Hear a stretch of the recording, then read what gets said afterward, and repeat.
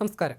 രാജ്യത്തെ ഏറ്റവും സ്വേച്ഛാധിപതിയും ഏകാധിപതിയുമായ കമ്മ്യൂണിസ്റ്റ് മുഖ്യമന്ത്രിയാണ് കേരള മുഖ്യമന്ത്രി പിണറായി വിജയനെന്ന് ചരിത്രകാരനും ആക്ടിവിസ്റ്റുമായ രാമചന്ദ്ര ഗുഹ. മാതൃഭൂമി സംഘടിപ്പിച്ച എം.പി. വീരേന്ദ്രകുമാർ അനുസ്മരണ പ്രഭാഷണത്തിൽ ഇന്ത്യ എങ്ങോട്ടെന്ന വിഷയത്തിൽ സംസാരിക്കുകയായിരുന്നു അദ്ദേഹം.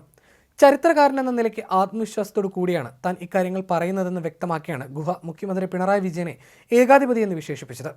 ഇ.കെ. നായനാരെക്കാളും ജ്യോതി ബസുവിനേക്കാളും മണിക് സർക്കാരിനേക്കാളും സ്വേച്ഛാധിപതിയാണ് പിണറായി വിജയൻ. ഇവരെല്ലാവരും മോദിയെ പോലെ തന്നെയാണ്. മുണ്ടെടുത്ത മോദിയാണ് കേരള മുഖ്യമന്ത്രി.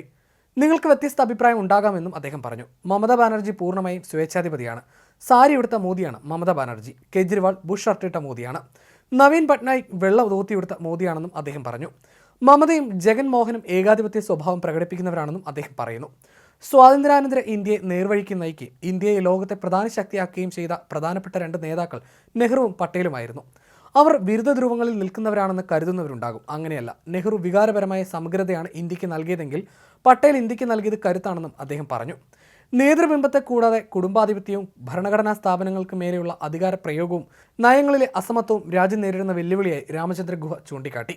അഭിഭാഷകരുടെയും ഡോക്ടർമാരുടെയും മക്കൾ അഭിഭാഷകരും ഡോക്ടർമാരും ആകുന്നത് പോലെ നേതാക്കളുടെ മക്കളും നേതൃത്വത്തിലേക്ക് വരികയാണെന്നും അദ്ദേഹം കൂട്ടിച്ചേർത്തു.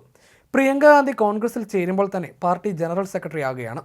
പ്രിയങ്ക, രാഹുൽ, സോണിയാഗാന്ധി എന്നിവർ പ്രധാന നേതാക്കളായി തുടരുമ്പോൾ ഞാൻ പ്രസിഡന്റായി നിൽക്കാം, എൻ്റെ മകന് കർണാടകയിൽ മന്ത്രിസ്ഥാനം നൽകണം, മരുമകന് ലോക്സഭാ ടിക്കറ്റ് വേണം എന്നതാണ് മല്ലികാർജ്ജുൻ ഖാർഗെയുടെ നിലപാടെന്നും അദ്ദേഹം പറഞ്ഞു. നേതൃബിംബങ്ങളെ കൊണ്ടു നടക്കുന്നതും കുടുംബാധിപത്യമുള്ള പാർട്ടികളുമാണ് നമ്മുടെ ജനാധിപത്യ വ്യവസ്ഥയിലുള്ളതെന്നും അദ്ദേഹം പറയുന്നു. ബ്രിട്ടൻ രാഷ്ട്രീയത്തിൽ കുടുംബമില്ലെന്നും രാഷ്ട്രീയ ബിംബങ്ങളില്ലെന്നുമുള്ള താരതമ്യവും അദ്ദേഹം നടത്തുന്നു. ഭരണഘടനാ സ്ഥാപനങ്ങളെ ദുരുപയോഗം ചെയ്യുന്നതിനെയും അദ്ദേഹം വിമർശിച്ചു. തിരഞ്ഞെടുപ്പ് കമ്മീഷൻ, സിവിൽ സർവീസ്, പോലീസ് എല്ലാം കോംപ്രമൈസ് ചെയ്യുന്നുവെന്ന് പറഞ്ഞ രാമചന്ദ്ര ഗുഹ സുസ്ഥിരമായ വികസന സങ്കല്പം നമുക്കില്ലെന്നും കൂട്ടിച്ചേർത്തു. സാമ്പത്തികവും ലിംഗപരവുമായ അസമത്വമുണ്ടെന്നും അദ്ദേഹം ഊന്നി പറയുന്നു. 10 വർഷത്തെ മോദി ഭരണകൂടത്തിലെ മാത്രം പോരായ്മകളെക്കുറിച്ചും അദ്ദേഹം പ്രത്യേകം എടുത്തു പറയുന്നുണ്ട്. മോദി ഭരണകൂടത്തിന്റെ സൃഷ്ടിയാണ് ഹിന്ദു മേധാവിത്വമെന്നും ഇന്ത്യയെ ഒരു ഹിന്ദു പാകിസ്ഥാൻ ആക്കുകയാണ് മോദിയുടെ ലക്ഷ്യമെന്നും അദ്ദേഹം കൂട്ടിച്ചേർത്തു. പ്രാദേശികമായ അസമത്വം ഉണ്ടാക്കുന്ന നയങ്ങളെക്കുറിച്ചും ഗുഹ ഓർമ്മിപ്പിക്കുന്നു.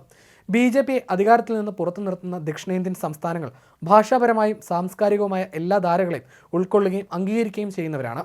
പ്രതിപക്ഷ പാർട്ടികൾ ഭരിക്കുന്ന സംസ്ഥാനങ്ങളിൽ ഗവർണർമാരെ ഉപയോഗിച്ച് ബുദ്ധിമുട്ടുകൾ ഉണ്ടാക്കിയാണ് കേന്ദ്ര സർക്കാർ ചെയ്യുന്നതെന്നും അദ്ദേഹം പറയുന്നു.